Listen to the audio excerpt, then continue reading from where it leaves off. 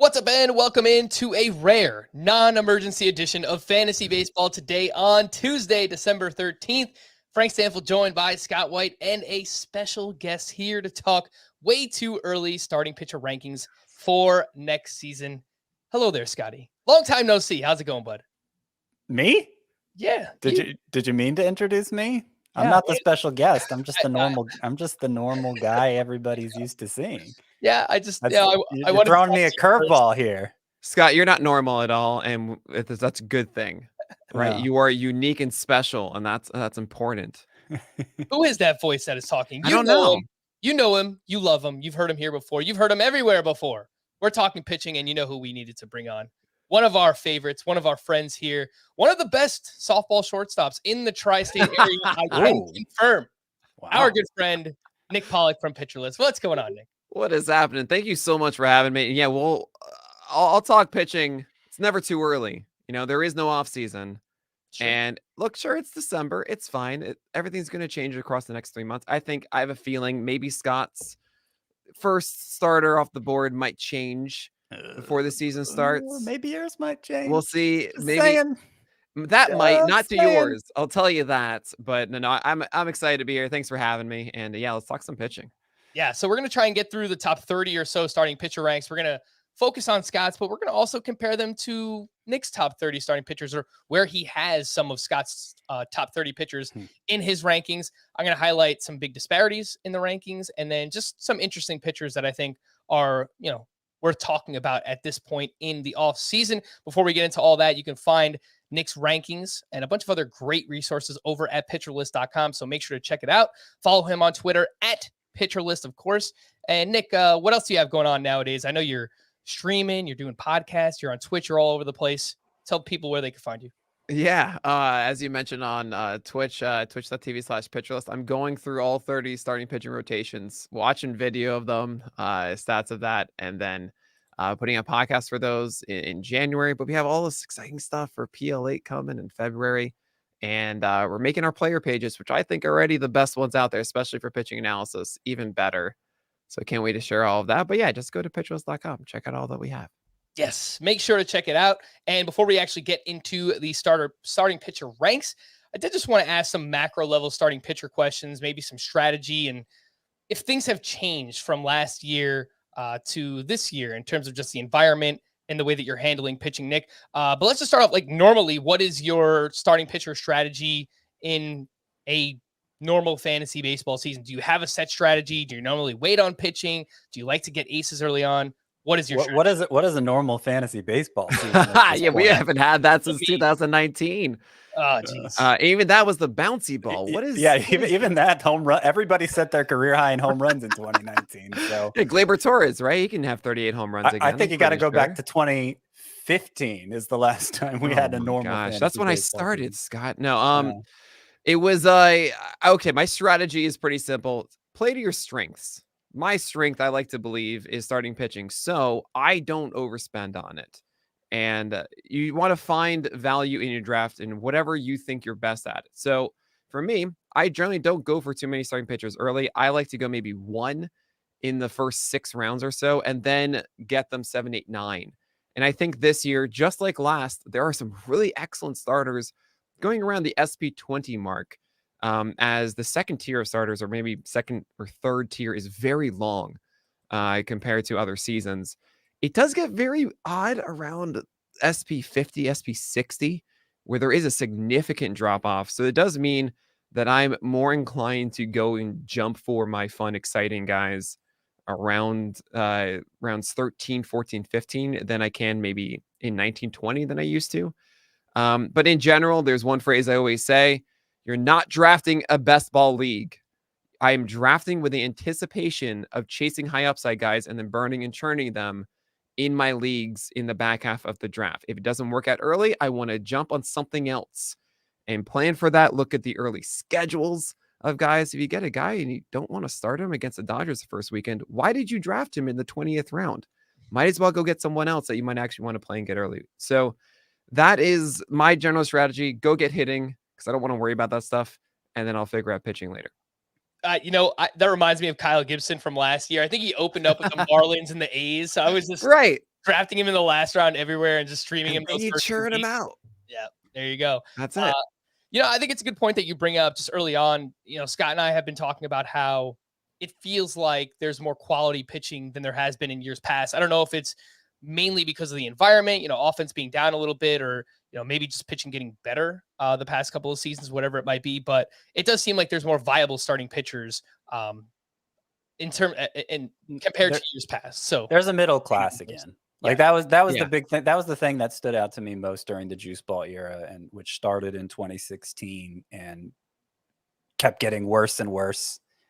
The peak was 2019, but then things really changed last year. It started to taper off after 2019, and then it really changed again last year. And I think the return of the middle class at starting pitcher is what stands out most to me. And I see it mostly as a product of just home runs not being so easy to hit anymore. You don't necessarily have to be a 12 strikeout per 9 inning guy to have success as a starting pitcher. So we saw guys like Merrill Kelly, Miles Michaelis have good seasons. And, that's kind of at the lower end of what I'm talking about. You go up beyond that. 50, I think, is a good cutoff point that Nick Pollack mentioned. In my rankings, that's about where you'll find Chris Bassett. And he's sort of exemplifies that middle class at starting pitcher, where there's not really an ace outcome for Chris Bassett. And yet at the same time, you feel really good about having him be a part of your fantasy staff. And speaking of Chris Bassett, if you want to hear our thoughts on him to the Blue Jays, we did an emergency podcast earlier today talking about him. We highlighted that entire 3-team trade with the A's, the Braves, and the Brewers.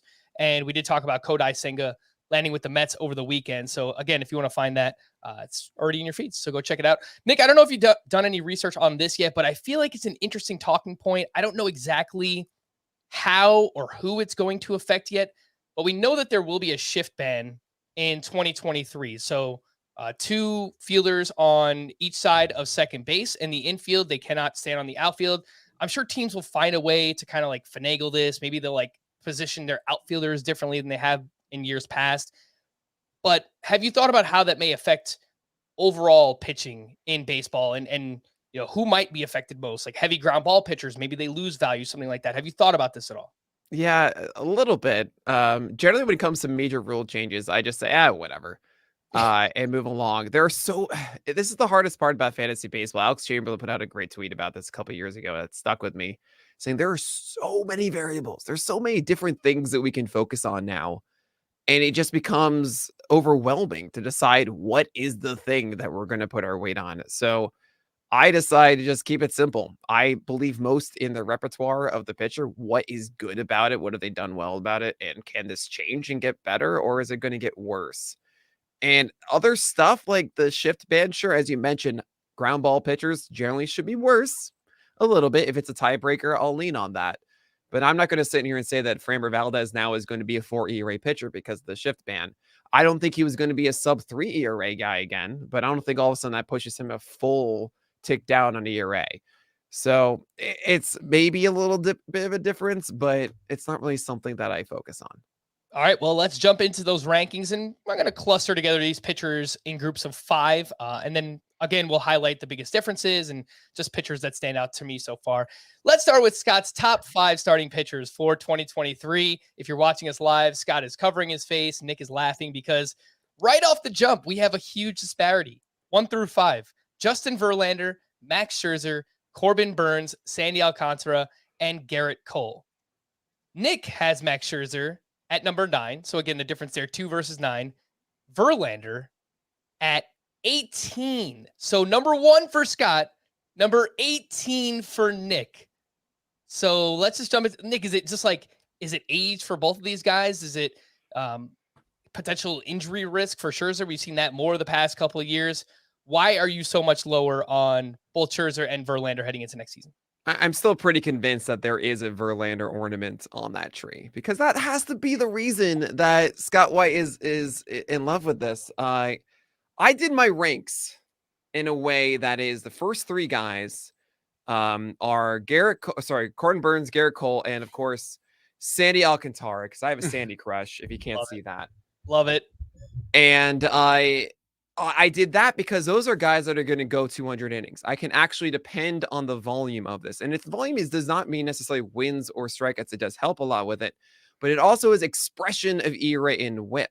If you have a guy going 150 innings versus 200, you get 33% more frames with the guy at 200 of those same ratios. That's a huge deal. And I want to have the studs that I trust to go through the full year. Don't have to worry about injuries. Don't have to worry about any of that. That's great. St. Alcantara, 228 plus innings last year. We don't expect that, but yeah, easily over the 200 mark. Then after that, I have my risky guys who could theoretically do it start every day, but they have some sort of injury question with it. And Max Scherzer, to me, is actually involved in that. He has not gone 180 innings for a little bit. I think that this continues to be a problem for Max Scherzer. Do I think that his slider is one of the more underrated pitches in baseball? Yes, I do. We talk about Max Scherzer being great, but we don't talk about how good that slider is. It's insanely good. But I still think injury is going to be a factor here. And if I'm spending early in my draft on a starting pitcher, as a guy that's like, no, I'm going to wait on this. But if I'm going to get one in the first 3 rounds, it has to be a guy that I have the most confidence at the highest floor. And floor can be defined in many ways. One major one is innings. I think Scherzer and Verlander have much lower floor than those 3 names of Alcantara, Burns, and Cole. So I'm going away from that. I'm saying, no, I don't want to take that risk. I'd rather have the much better sure thing. All right, Scott, you look very confused. Now your opportunity to fight. Oh, yeah. I did not see his arguments going that way at all, because those are pretty much the same arguments I make for taking Verlander and Scherzer that high. And I think maybe what the issue is first of all, like, really crowded at the top at starting pitcher. I think there's going to be a lot less consensus here than we're used to seeing, because there's probably, I could probably look at the top 20 in my rankings and make a case for them to be number 1 for the most part, but certainly top 15. But what I ultimately landed on is that Verlander and Scherzer give me the most confidence. Like, I think when they're that tight in terms of upside, what I was looking at, it sounds like so similar process to you. I was looking at risk factors for each of these pitchers. What are the risk factors for each of these pitchers? And age is pretty low on the list for me at this position. In fact, age tends to work in a pitcher's advantage because they're used to taking on this big workload. They've proven it time and time again. I understand Scherzer's had trouble reaching that workload the past couple years, but it's not because he's not going the distance in games anymore. It's just because he's been a little dinged up here and there. It hasn't been arm stuff, so I don't worry so much about it. Like, I don't think it's, I don't think he's going to suffer some catastrophic injury that ends his season early. And I do think it's because of how deep he goes into each start, there's still a very good chance he does approach, if not exceed, that 200 inning threshold. But certainly for Verlander, he's only 175 innings this past year. Sure, it was his first year back from Tommy John surgery. This was one of the biggest workloads any pitcher's ever taken on after that. I still think Verlander's a cinch for 200 innings. And meanwhile, he led the majors in ERA, led the majors in WHIP. He was the top pitcher in fantasy last year. So it's just by that standard, it seems weird that I have to defend him as the top pitcher in my rankings. But yeah, I think, to me, that's safer than Corbin Burns, who's only once gotten to 200 innings. Garrett Cole, he has ERA issues because of all the home runs he's allowing at Yankee Stadium. And then, you get a little further down from that. Like, Shane McClanahan certainly hasn't proven the ability to take on workload. Spencer Strider, same thing. Like, those seem like clearer risk factors to me than just, Verlander and Scherzer are old. Go ahead. Yeah, sorry, Frank.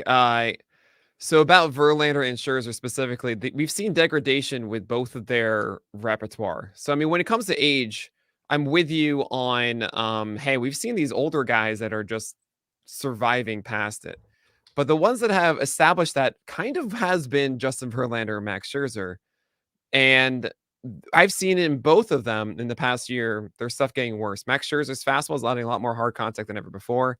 I think he got incredibly lucky with the four-seamer this past year. 227 BABIP on the pitch after years of 300. on it and more hard contact than in 2021 at 31.5%, which is very average, if not below average for a fastball, which makes him if you remember 2020 allowed the long ball a lot. This is exactly what the fastball looked like.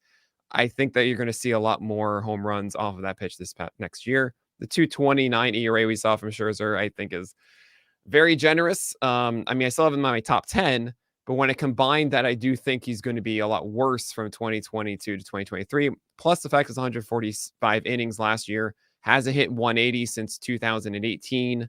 That is worrisome for me if I'm taking Max Scherzer early. With Justin Verlander, four-seamer compared to previous seasons, a lot worse. 10% swing strike rate as opposed to 14-15% that established everything. The stuff across the board as his slider goes, plenty worse as well.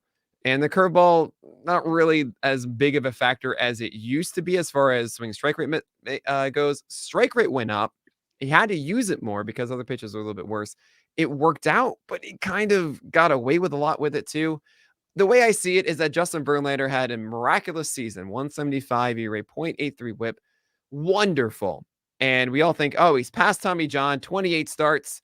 He's got it for 200 now. It's going to be incredible. I'm terrified. I really am worried that there is something else going on that has this stuff this worse. And we're going to see that in a big way. I agree that I'm likely going to be lower in consensus, and especially the point about like the top 15 being like all over the place. Like, yes, there are so many good pitchers. No one can decide what the heck to do with Carlos Rodon, for example. Like, what do you do? I don't know. Good point about Shane McClanahan getting hurt in September last year, August, September, and that Krillin messed us up. It was about 165 innings. And it's about, where do you want to take your risk? I don't blame you for saying, look, Verlander and Scherzer have been so good for so long, and like, I'll just go ahead and take that. Yeah. I'm terrified of, like, I see the storm clouds coming is what I'm seeing from this, and I kind of want to avoid that. I mean, obviously, I noticed the drop in swinging strike rate for Verlander, especially, although it got better as the season went on. And for most of his career, he's been about a 12% swinging strike guy. There were a couple years, I think it was 18, 19, where that was like the swinging strike rate exploded. Stuff maybe in Houston. I don't know. I think part of it, though, like, especially for these guys, like the velocities are still great. They probably have an awareness that, like, okay, fly balls aren't so bad anymore. Both of them tend to give up a lot of fly balls, and they're not turning into home runs the way they did during that crazy juice ball era. Right. So, like, I don't know. I think it's partly by design. Like, if fly balls are turning into outs for them, then they don't need a huge whiff rate with their fastball anymore. Given how long they've succeeded at this level, like, I don't know. I'm inclined to bet on them again because, like, it's worked for 12 years or whatever. ADP basically splits the difference on Verlander too, because as of now, he's the SP10 off the board. So that's basically the middle of you guys. Scott has him at 1 again. Nick has him at 18. Scherzer, the field is a little bit lower on in general right now. SP14 could just be the combination of age plus injuries. He's been dealing with that stuff a little bit more the past couple of seasons. But let's move on to this next group here. And I know we don't want to get stuck on these guys forever, but I do want to make this point because it could come up again. Like, part of the issue too is, like, I'm probably not taking any pitcher till round 4. Yes. So, like, it at least round 4. So, like, I almost don't care enough to really make that big of a deal of it. Like, I'm not going to have a chance at Corbin Burns in all likelihood because, like, that's just right. I'm just not going to go for him. So if Verlander's just as good or just as valuable in my eyes, then, whatever. I'll rank him number 1. I feel just as good about him, if not better. 95. The wins promoted his player ranking up to, he was 18-4 last year. Hopefully he can do that again, but I doubt it. The early ADP for Verlander, 50.4. Early ADP for Scherzer, 56. So even if you want to wait till the 5th round, Scott, based on that ADP, you might be able to get either one. You're number 1. Sounds great. I can rank them 1 and 2, and then that'll kind of keep myself honest, right?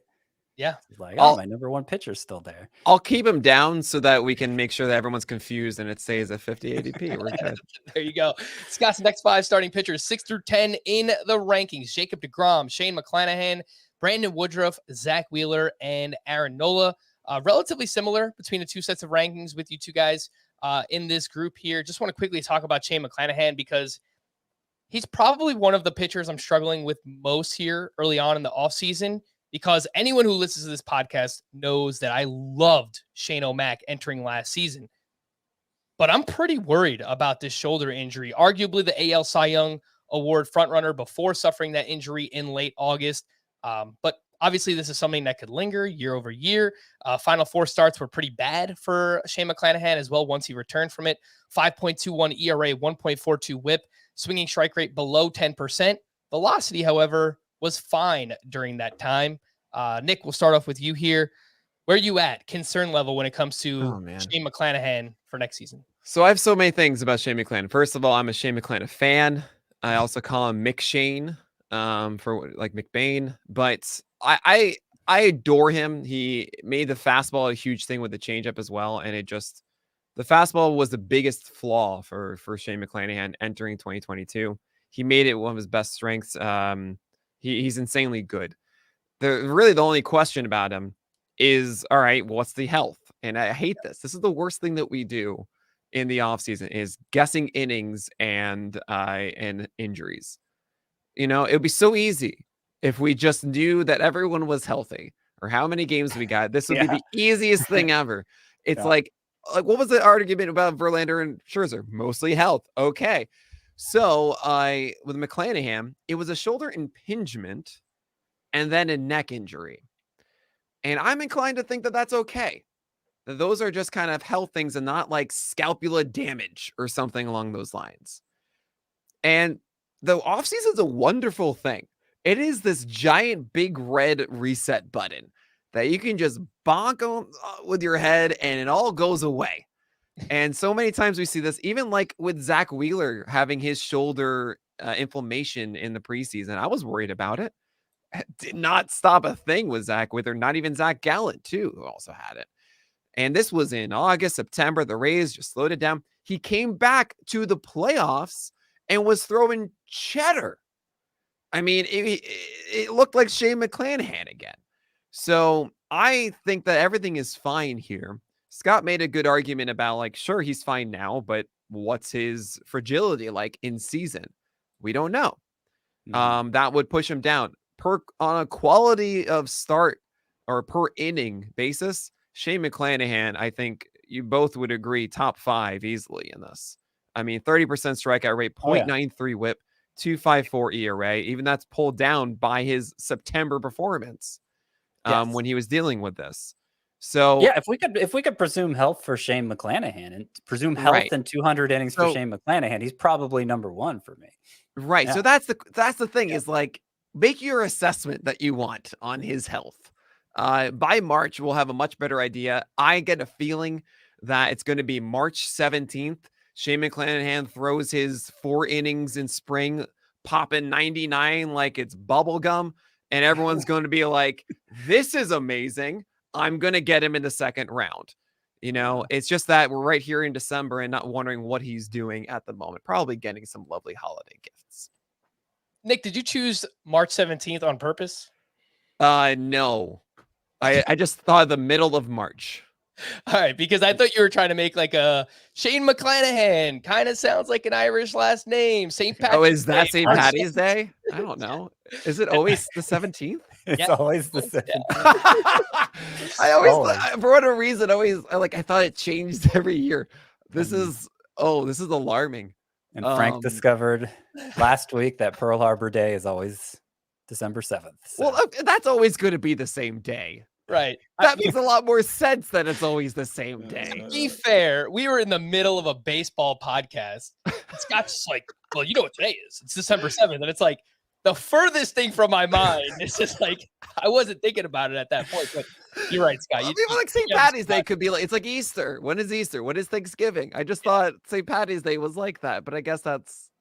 No. March 17th. Always the 17th. Every single year. I will say, last point on Shane McClanahan. this could be a blind spot in my analysis because last offseason, I was not drafting Shane Bieber at all. And not all shoulder injuries are created equal. I'm pretty sure Bieber's was something completely different, but I was extremely nervous. And, he was going in the second, third round. And I said, nope, spooked. No Shane Bieber. I'm not drafting him. And he came out and he had a fantastic season. So yeah, that this was weird. Could just be a blind spot in my analysis. Now, I will say, Frank, though, a little different is Shane Bieber was throwing 90-91 in those 2 starts when he came back. And that's what scared us, right? And what did Shane Bieber do this year? He threw 90-91. It was a worse fastball. He had a lower strikeout rate. But the thing is, the curveball and the slider were still excellent. Yeah. And that saved him. But I'm still weirded out by Shane Bieber. He actually had the same amount of strikeouts in 200 innings as Spencer Strider in, I guess, 65 more innings. Something like that. So, yeah. Strider only have 135 or something. Yeah. Right around there. God. So there's another layer to the Shane McClanahan skepticism than just, is he broken now because of what happened in September with the strikeouts and the swinging strikes being down. And I think maybe this is where my analysis on pitchers tends to be most different from the consensus. And I mentioned it already, just how much can you trust in this guy to give you the volume of an ace? And, 166 innings is what McClanahan gave us last year. Obviously nowhere near what we're expecting from an ace. And like part of the reason I tend to value the old guys more is because I don't trust you can do it with that kind of volume, that you can provide that volume, that you can hold up over it until you actually do. And Shane McClanahan was approaching it. And what happened? His shoulder started hurting.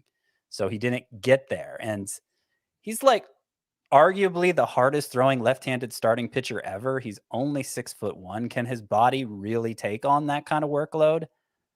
Maybe, but I have no reason to believe it can. So the fact that he got injured, it's not so much, is he ever going to be the same?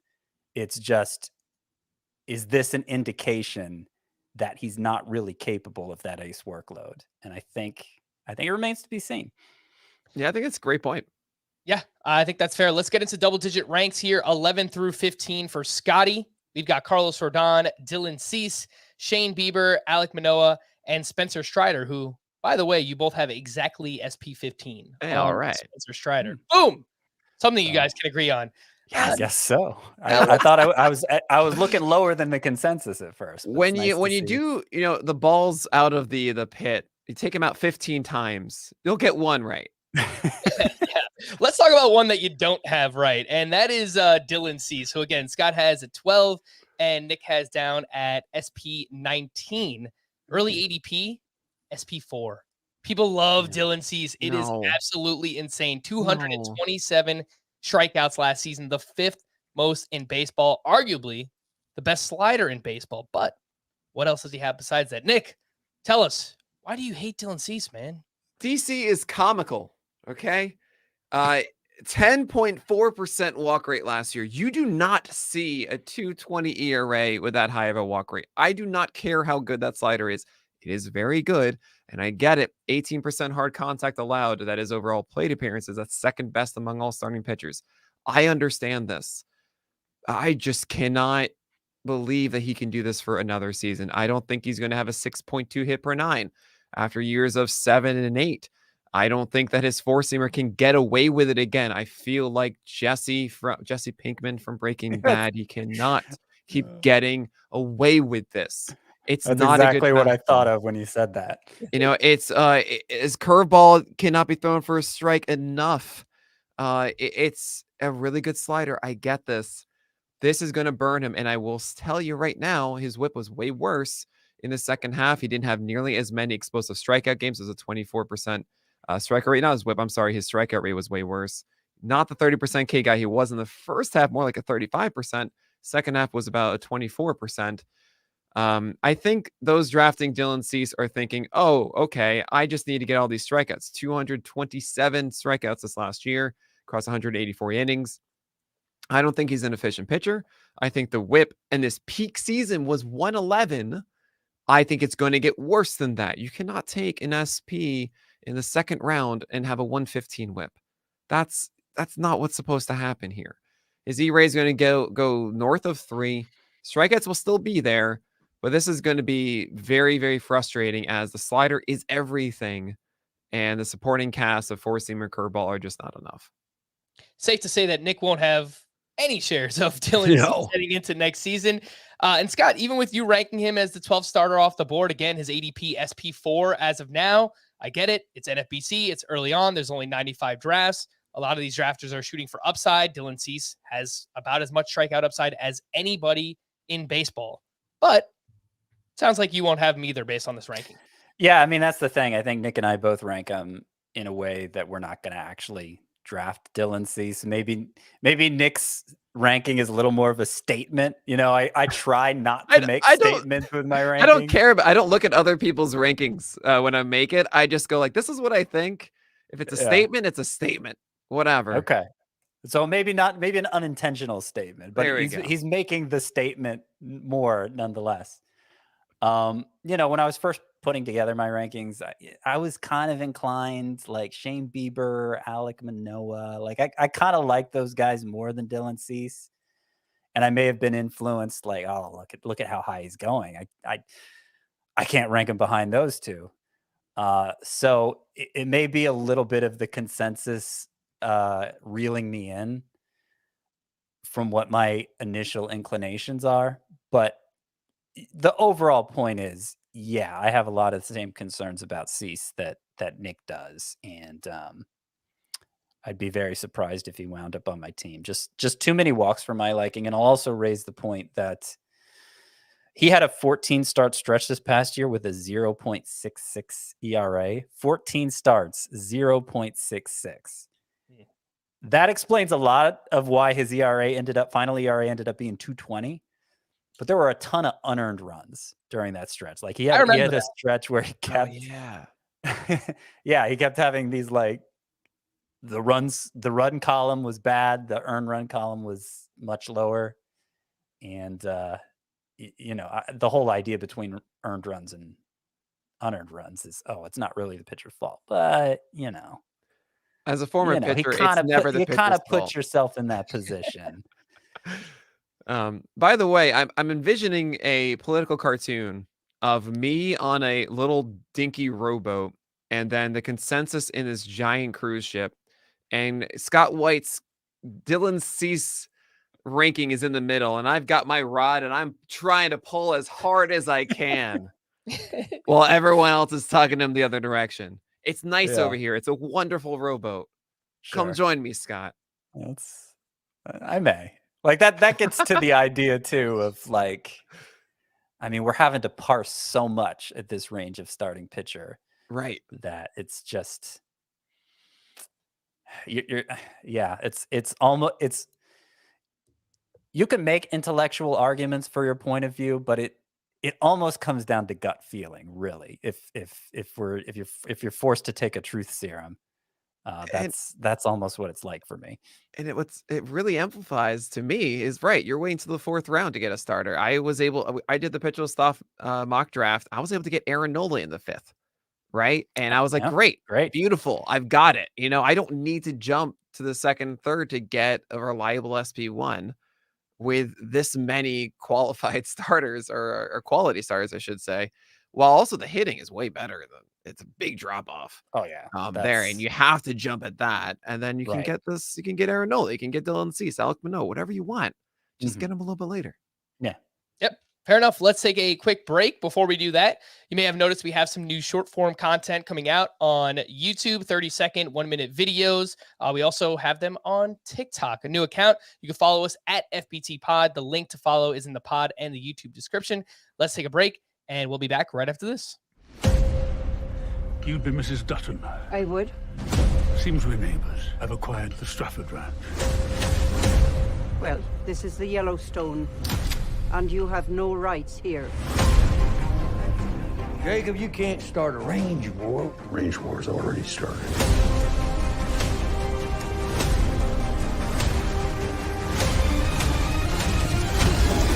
'23, new series streaming December 18th, exclusively on Paramount Plus. Before we get back into the starting pitcher ranks, I do have some news and notes. some smaller signings that have happened recently. We can quickly run through some of these. Christian Vazquez, just here on Monday, signed a 3-year deal with the Minnesota Twins. It's your prototypical second catcher in a 2-catcher league, 274 batting average, 9 homers in 119 games last season. Gary Sanchez, in case you're wondering, is a free agent, by the way. So Vazquez should be the starter, see the majority of playing time there for the Minnesota Twins.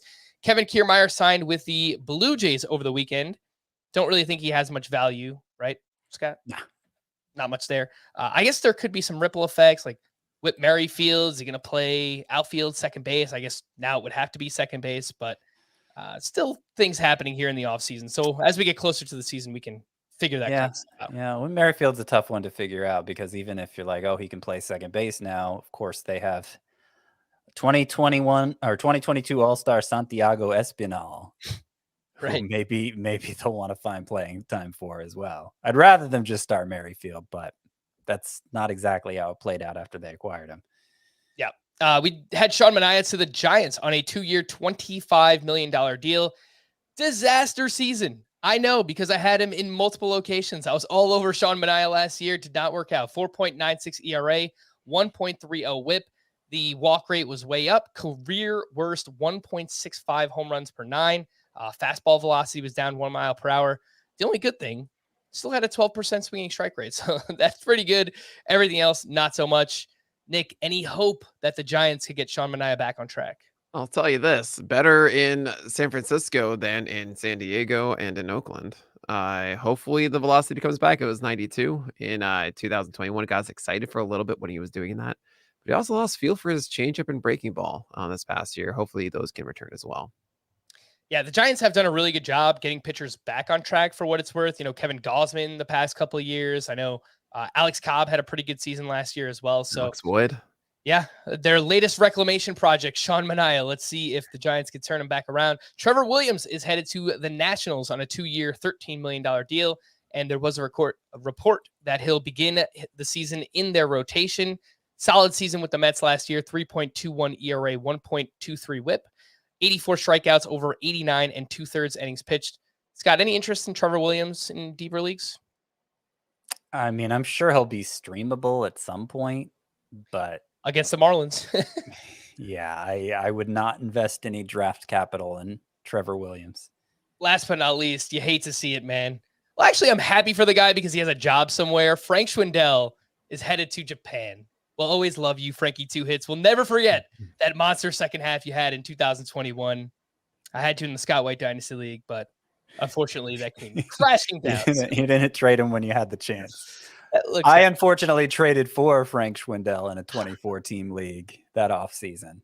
Didn't give up a ton for him, but you should have hit me up, man. I would have traded him to you. Jeez. We liked him because his name was Frank. Let's be honest. Yeah, and Frankie Two Hits. It's a great nickname. Every box score you looked at, he had multiple hits. It was just a crazy second half that year. Anyway, It was. Frank Schwindel to Japan. Let's get back to the rankings here. 16 through 20. We've got Shohei Ohtani, Julio Urias, Max Fried, Yu Darvish, and Luis Castillo. Two big differences on this list right now. This time, Nick is higher on both of the pitchers we're going to talk about. Nick has Urias at SP6. Again, Scott has him at 17. Nick has Castillo at SP13. Scott has at 20. Let's start off with Julio Urias here, Scott, and maybe explain why you have him outside of your top 15. He's been really valuable the past 2 years. I mentioned the stat last week. 37 wins over the past 2 seasons. By far the most in baseball. Nobody else even has 30. Why are you a little bit lower on Urias? I think there are limits to Urias's upside for fantasy. I kind of put him and Max Fried in the same bucket. They're probably going to be really good in ERA. They're going to get a ton of run support, which is going to help their win potential. And those are great things, but probably limited to the 180 inning range. Might be right at a strikeout per inning, if not a little lower. So they're going to fall short in those two very important areas. And I think that makes them, like when I was talking about how there may be, originally I said 20 and then I lowered it to 15 pitchers who could finish number 1 this year. Part of the reason I lowered it is because I was thinking about Julio Urias and Max Fried at the back end of my top 20. And like, I don't think those guys can finish number one because of those issues I just laid out. All right. Well, now that you mentioned Max Fried, I want to see where Nick has him ranked. SP 14. So you don't necessarily agree, Nick, that you would have those guys in the same conversation. It sounds like maybe you think Urias does have SP1 upside. What do you think? I mean, I love Max Fried though. So I don't really want to hate against that. Urias, 175 innings plus the last 2 years. So as far as longevity goes, I feel a little bit better about the stability of him at the moment. The win potential, I just think it's higher because the Dodgers are the Dodgers a little bit more than Atlanta. It's just how it's gone. Their defense is excellent. It helps out with his hit prevention as well. That's why the whip generally is lower for Julio Urias than a Max Fried. It's been more around the 105 to 110 range for Max Fried. It was a little bit better to 101 or so. Urias 0.96. I give him the nod there as well. ERA is kind of like, all right, whichever one is fine. Strikeout potential is interesting because Max Fried, I think, has more potential in what he offers. I think there's more to unlock with the slider and the curveball for Max Fried. However, Urias has it made right now. His curveball is excellent. It is a massive hard contact mitigator. He is up there in hard contact, 13th best among all starting pitchers. That's what you want to see. The curveball throws a third of the time, and it is just 200 batting average allowed is actually the highest it's been in the last 3 years. I think that what Urias does is just great right now. He doesn't have that swing strike rate pitch. However, the four-seamer gained in swing strike rate this past year to 13%, which is the highest it's been since 2020. Now you don't really want to count that one. It did drop in velocity slightly, but that was because of the early part of the season, and then he actually got it back later on. I think Urias is incredibly safe. Max Fried, I think, is too, just with a worse whip and probably fewer wins. And I don't really think they're very far away from each other. I just think Urias has more consistency in this four-seamer curveball approach than what Max Fried offers with his. Yeah, I don't think there's much of a downside case for either. Like I said, I just think they're missing that last rung at the top of the ladder that could really make them a true ace in fantasy. I'm with you. There's it could be the four-seamer for Urias. If it's consistent through the entire season, we could see an uptick with those fastballs as he is elevating a little bit more now. I wouldn't put it past him that he's able to get a little bit more whiffs than he currently does. I don't think it was too high this year. 12.4% for Urias is just under 70th in the majors. You want to see that explosiveness. But dang, that curveball is so good, and it just makes it easy for him to coast. Fried does actually have that slight extra potential of development for me, even though he had a lower strikeout rate. If you're looking for that, but I still think Urias, I was just thinking safest of safe here at 6. So I'll take it. Tangential point, but I want to go ahead and put it out there here on December 12th. Braves finish with a better record than the Dodgers. Padres finish with a better record. Does Fried have more wins than Urias? Well, that's a little more. But sure, that's, I mean, Fried has more wins than Urias because Urias is, I think the rotation is better in Atlanta. I don't know if I believe that. I don't know. No, you don't believe that. No, I believe the Dodgers will win more games. The free agent market's blown up. Like, it's gone, except for, three really big names out there. But for the Dodgers clearly aren't playing in that sandbox. And, Ken Rosenthal's reported they're leaving openings for young guys. So I'm not saying they're not going to make the playoffs because I have a lot of faith in the Dodgers to succeed in general, but they're not going to be up to their usual standards this year, I don't think. Frank, write this down because I can't wait to come back next year and be telling you how wrong I was about Atlanta having a better record than the Dodgers. So I'll take the Dodgers here. Dodgers over the Braves. All right. They have been linked to Dansby Swanson. The Dodgers have the past couple of days, but we shall see. That would be such a turn there. Yeah, right? I mean, literally Braves there. Everything that I've seen is that the Dodgers want to leave money open to make a huge play at Ohtani next offseason, which just makes a bunch. Or just make a trade as they always do for the best player at the deadline. They get everything, and it's annoying. They certainly don't have any lack of trade assets. So oh my gosh. They can ultimately do whatever they want. let's quickly talk about Luis Castillo. Nick, again, you have him at SP 13, Scott at 20. Not a huge disparity, but you are a little bit higher on him here. 11 starts with the Mariners, being traded there midseason last year. 3.17 ERA, 1.10 whip, 77 strikeouts, over 65 and a third innings.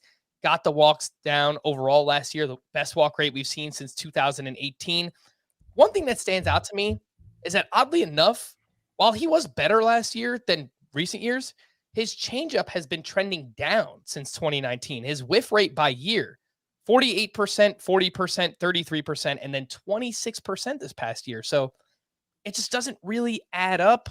I don't know. Luis Castillo's just kind of an interesting one. Why are you higher on him, do you think, than Scott? So if you want to hear more about Luis Castillo, Fast and I are going to talk on the Corner podcast tomorrow night a lot about Luis Castillo. But very briefly, I have a theory that Castillo's changeup got worse because of the emphasis on the four-seamer. It's just based on release, just less pronation coming across, but then four-seamer you have to stay farther behind. And that four-seamer exploded this past year. We're talking a 17% swing strike rate, which is just gorgeous. Oh, and it's hard contact rate. I gotta emphasize this. So I'm around like 27%, 30% for league average. You don't want to do that. That's bad. 18% on a four-seamer is unheard of. And this is the pitch that he's throwing a third of the time. Threw it more with the Mariners than with the Reds. Emphasize that the slider has really come in to be a fantastic offering. 37% CSW on it, 67% strikes, sub 20% hard contact rate, 183 average. It's everything you want to see. The Mariners said, hey, look, we want to get Luis Castillo and turn him into a fastball slider guy with some changeups. That has worked excellent for him. We're seeing like classic Luis Castillo in Safeco. Yes, not in Cincinnati with these home runs going crazy all the time. Oh, with a better defense and an offense that will actually get me wins. It's everything that we want. He's increasing his strikeout rate. He's going to lower his whip. He's going to increase his runs. I'm excited for this. I actually see a 200 strikeout guy. And you're saying, oh, I need to get Dylan Cease to get a 200 strikeout guy. No, just get Luis Castillo. Just do that. You'll be happy. And you won't have a 10% walk rate to elevate that whip. You know, you're going to have just as many strikeouts or maybe a little bit fewer, much better whip. I think higher win potential, honestly, could be better ERA with Luis Castillo. So I'm a fan. Nick, I don't know if you want to reveal this on air. I don't think it really matters, but what cell phone provider do you have?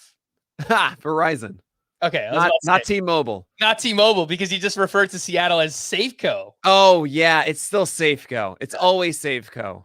I don't care. T-Mobile Park. It's AT&T Park. That's the only one I'll ever call it, even though it's Oracle. And that's just in my head forever. Same thing with Milwaukee, right? Miller Park. It's like, why do we got to call this American Family Field now? I still think the Giants play at Pac Bell Park. So there you go. I mean, that's which one is it now for the Rangers? Is it as a field or a park? So the way that I always remember it now is it's field, because when they were changing, someone pointed out field for future, park for past. So that's how I always remember it. Okay. Wow. Globe Life device. So yeah. I always remember it as field now. So okay. Thank you. Let's get into the 20s right. It better be right. I hope you're right. Someone go fact check me, and if I'm wrong, you can just all completely flame me. It'll be hilarious. Let's get into the 20s here at starting pitcher. 21 through 25. We've got Kevin Gausman, Zach Gallen, Framber Valdez, Joe Musgrove, and Robbie Ray. Scott, how do we explain what we just saw from Kevin Gausman? It was such a weird season in that his underlying numbers were fantastic. 24.4% K- walk rate, fifth best among qualified starting pitchers. 15.5% swinging strike rate, tied for first. 2.94 Sierra, seventh best. The problem is that he had a 363 BABIP. That was the most by far among qualified starting pitchers. Jose Barrios was second at 328. That is a huge difference, 35 points of difference. He does allow a lot of hard contact, but even with that, Scott, this BABIP outlier was just so weird for Kevin Gausman. I mean, how do we even explain it? I may not be the person to ask on this particular panel. Maybe it's a problem with Blue Jays, because I just said that Gausman and Barrios were 1 and 2. I was going to point that out, and I will also point out that Kevin Gausman's BABIP problems were especially pronounced at home. And so it makes me wonder if there's something going on with the playing surface there. It is a strange dichotomy to lead all qualifiers in both swinging strike rate and BABIP, meaning bad BABIP, like have the highest swinging strike rate and also the highest BABIP, as Kevin Gausman did. So I think it's mostly fluky, but that issue with the home away splits and the BABIP gives me just enough pause that I have Gausman. I have him 21st in my rankings. Could totally make the argument for him 12th, but I am 21st. 4.57 was the ERA at home last year for Gausman, 2.30 on the road. His BABIP was 395 at home, 335 on the road. Nick, do you have any theories as to why this is going on with Gausman? We've heard it before in Toronto with the turf, but also I wouldn't say that they are a pronounced defensive team. That said, he should not have a 3.64 BABIP again. I think we can all kind of agree, like, sure, maybe it's like a 315, but it shouldn't be that ridiculous. A 9.7 hit per 9. That's no.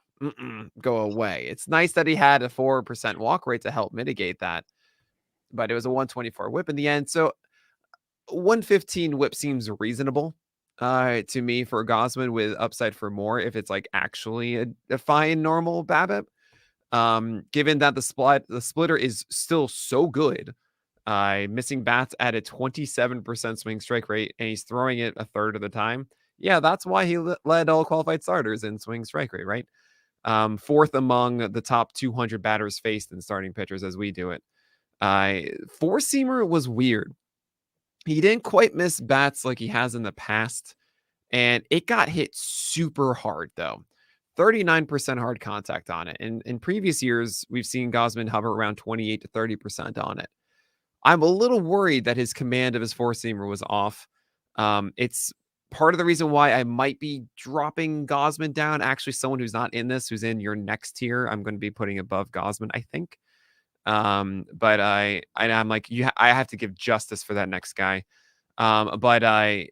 But Gausman, I still think he's going to get a ton of strikeouts. He's going to pitch a lot of innings. He's going to get a good amount of wins. The whip is going to be the biggest question mark. It might be 119, 120. And if you're able to stomach that, then you're going to be happy with Gausman. It's crazy to talk about his whip being that high when he had sub 2 walks per 9 last season. It's just, it's crazy how hittable he was. And again, like the fastball was just chucked in the middle so much, I think. Yeah. And it can be a guessing game at times too. The slider is just a show me thing that you're lucky as a hitter if you get his slider. So if you throw a splitter a third of the time, then as a hitter, all right, then I win more often than I lose if I'm expecting not a splitter. And that can happen. Let's get into this next and final group we'll talk about here today. 26 through 30 in the rankings: Christian Javier, Tristan McKenzie, Clayton Kershaw, Tyler Glasnow, and Blake Snell. Nick, who was that pitcher that you were referring to? Oh, that is Christian Javier. Ooh. I don't know what the difference is between him and Spencer Strider, say for about 6 miles per hour on the fastball, which I know that's a big deal. But guess what? Christian Javier had a higher swing strike rate on his fastball than Spencer Strider. He throws it nearly the same amount in the zone, or not in the zone, for strikes, while the slider also is about the same amount of strikes and nearly the same CSW and swing strike rate. They're like the same guy. It blows my mind. And Christian Javier is so good at elevating his four-seamer. It's a top 5 fastball in the majors. I'm not even kidding. It blows my mind how good this is. He throws it 60% of the time. Oh, and he plays for one of the most winning ball clubs in the majors. And I think over time, he's going to just be stretched out more. And Dusty Baker's just going to be gnawing on his toothpick. And there you go. Christian Javier's gone 7 innings again. 148 innings this past year. I see that going towards 180. Honestly, just every 5 days. There is a chance the Astros go a 6-man again. I'm not going to rule that out. If they want to get Hunter Brown in the mix again, or they might just get rid of Luis Garcia in that rotation. They didn't trust him in the playoffs. But Christian Javier is going to pitch every time through that rotation, and he's going to dominate again. I'm a huge fan. 0.95 whip last year, 33% K rate, 9% walk rate. Yeah, he's a stud to me. I think people might have slight hesitation This is just me talking it out. I don't know which people I'm talking for right now, but I guess if I want to play devil's advocate, maybe people think the fastball is a little bit fluky because as great as it is, he doesn't throw it very hard. But I know he has like this interesting arm angle thing, and it's like an invisible VAA, right? Vertical approach angle. Essentially, it's like, why is Joe Ryan's fastball really good? And he throws it at 92.4. This is what happens. It's an amazing pitch. I mean, it doesn't come in soft. It's 94. We've seen really good swing striker pitches at 94 before. Christian Vazquez specifically elevates it.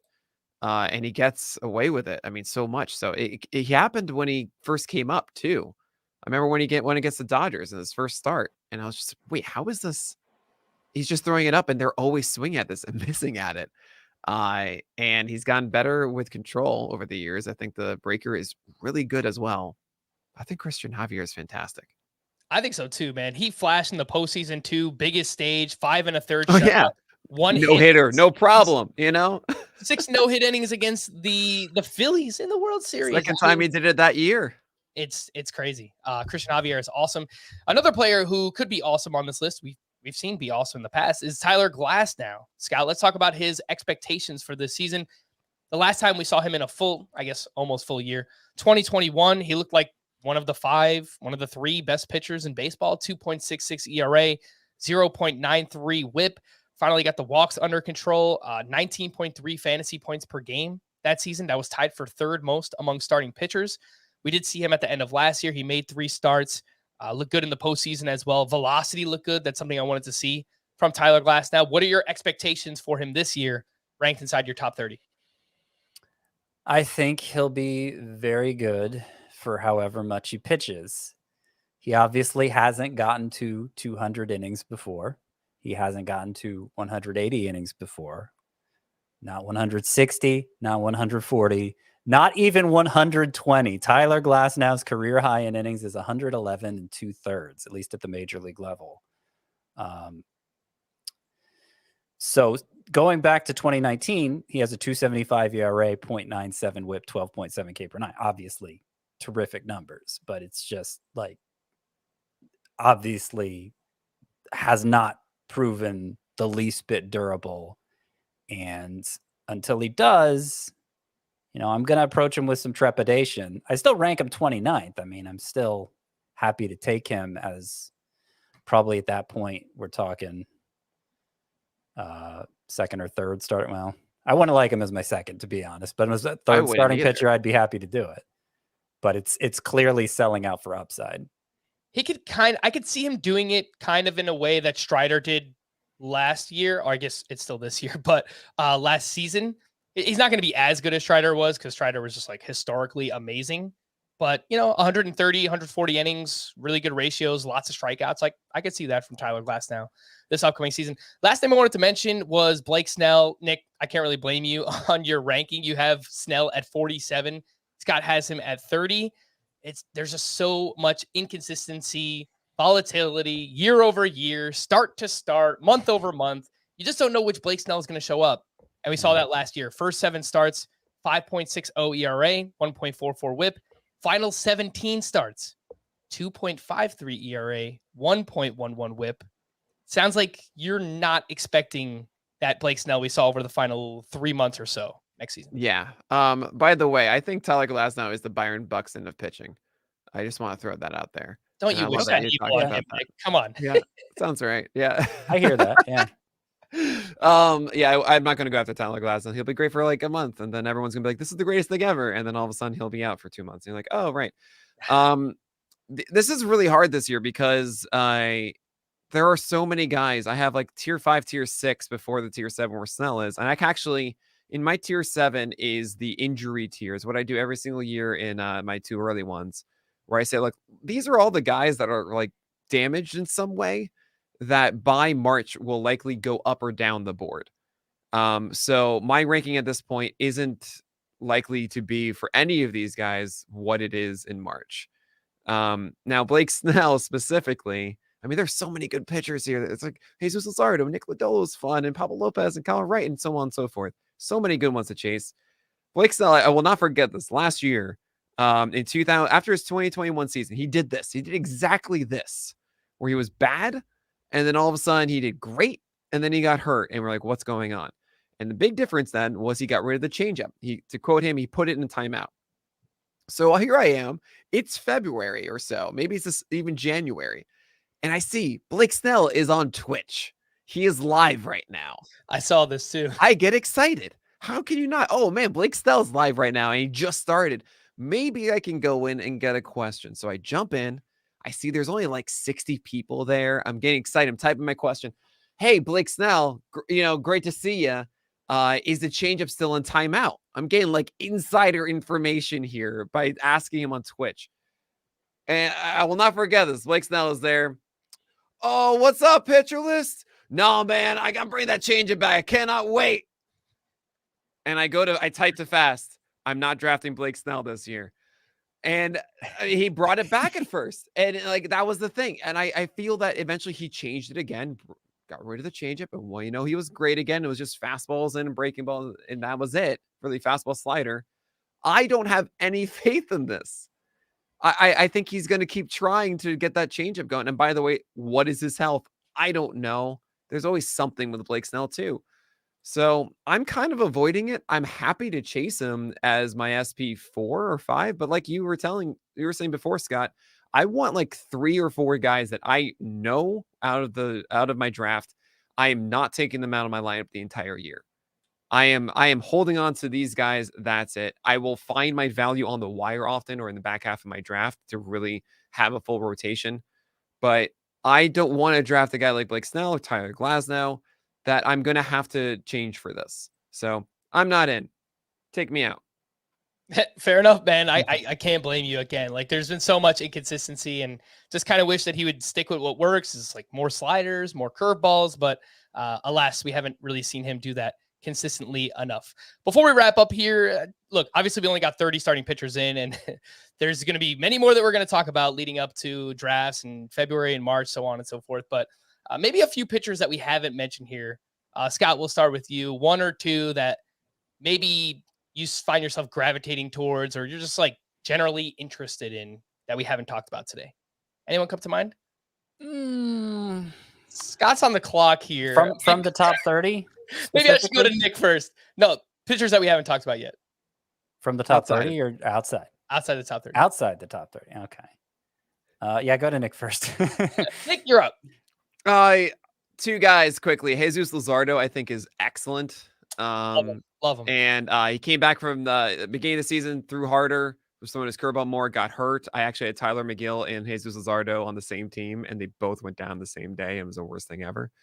And then he came back with something slightly slower, but still very effective on that four seamer, more four seam than sinker, which is good. But the changeup was once again elite. And having the changeup and the curveball with that too, I think there's a really good thing there. George Kirby is interesting to me because he's in a fantastic situation. It's a sophomore year where oftentimes you see guys that are younger that are getting their groove and then they can adapt from it. And Kirby's four-seamer is a legit whiff pitch. 16% whiff swing strike rate last year is excellent. Amazing. That's better than Christian Javier's. It's just that Javier has a much better secondary pitch in his slider, and Kirby's still figuring that out. However, I think that if he does develop something, Kirby could be a legitimate stud. And even if he isn't, he's still a very serviceable starter for your team through the year that I won't drop. So I'm kind of leaning towards Kirby, who has the best of both sides here. You pay for the floor, but there's more upside I think people are seeing. Yeah, I love Kirby too. I was thinking about choosing him for this exercise. I've done 2.5 drafts so far that are going to be played out. I have George Kirby on 2 of those teams, so nice. Pretty excited about that. Scotty, who you got? Yeah, there's a nice group of upside pitchers there. Kirby among them, Luzardo, Lodolo, Hunter Green. But I'm going to go sort of a different track here and say Chris Sale. I'm happy to draft Chris Sale again. I'm happy to have, I'm ready to have my heart broken again by Chris Sale, who came back, made only 2 starts, feeling pretty happy with the way things were going. And then he fractured his pinky and missed the rest of the season. Obviously, just a completely fluky thing that happened to him. And says nothing about his durability. But it seems like everybody's out on Chris Sale this year. So I'm happy to take him as my number 5 or something like that, probably.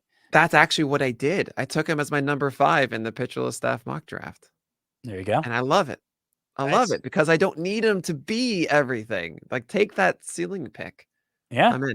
And he might just give you a top 15 outcome. It's possible. It's possible. Just get that. He'll be well rested, if nothing else. There you go. And if you're getting Sale as your SP 4 or 5, you don't even need him to go a full workload. If he gives you 130, 150 innings, I mean, those could be really valuable innings. So, well, the thing is, he'll pitch. Like, they'll just let him do every 5. Who else is going to pitch for the Red Sox? Red Sox. So that's it's nicer to know that he's not a hipster, right? A headache-inducing pitcher that stifles the entire roster.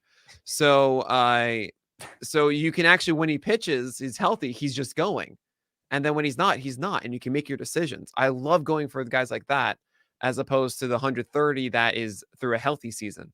Of like, is he going this week? Is he not? Is he in relief? Is he not?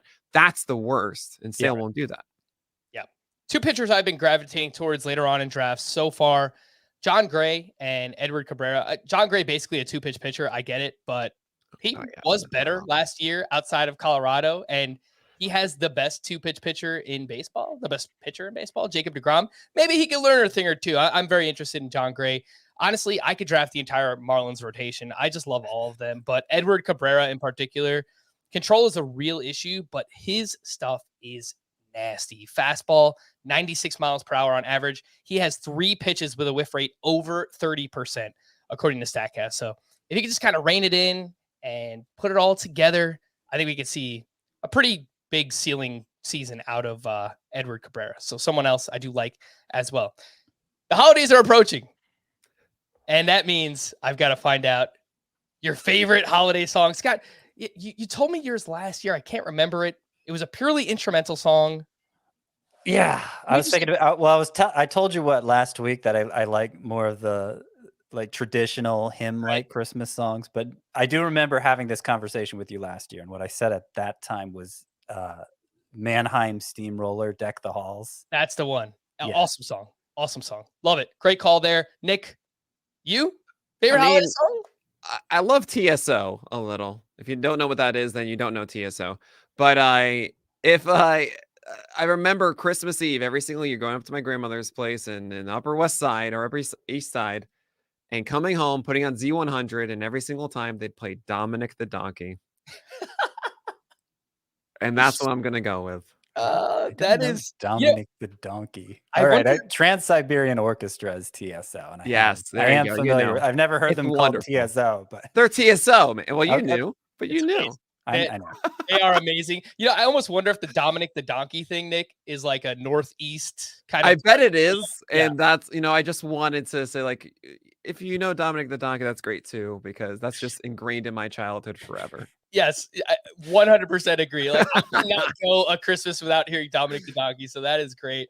I got to give a shout out to Last Christmas. It might be the stupidest song ever, but man, it is catchy. The lyrics are bad, but like the music, the singing, the music video. If you haven't seen the music video, I mean, get on it. Last Christmas by Wham. Fantastic. You know what else is fantastic? Nick Pollack for joining us here today on the show. Make sure you follow him on Twitter at PitcherList and go to pitcherlist.com to see all of rankings, articles, great resources. Again, check out their pitcher pages and you can see all the different kinds of stats and analytics they have to offer there as well. Nick, thank you so much, buddy, for joining us. We appreciate it. Oh, thank you so much. This has been an absolute blast. Yeah. For Scott and Nick, I am Frank. Thank you all for listening and watching Fantasy Baseball today. We'll be back again on Thursday. Bye-bye.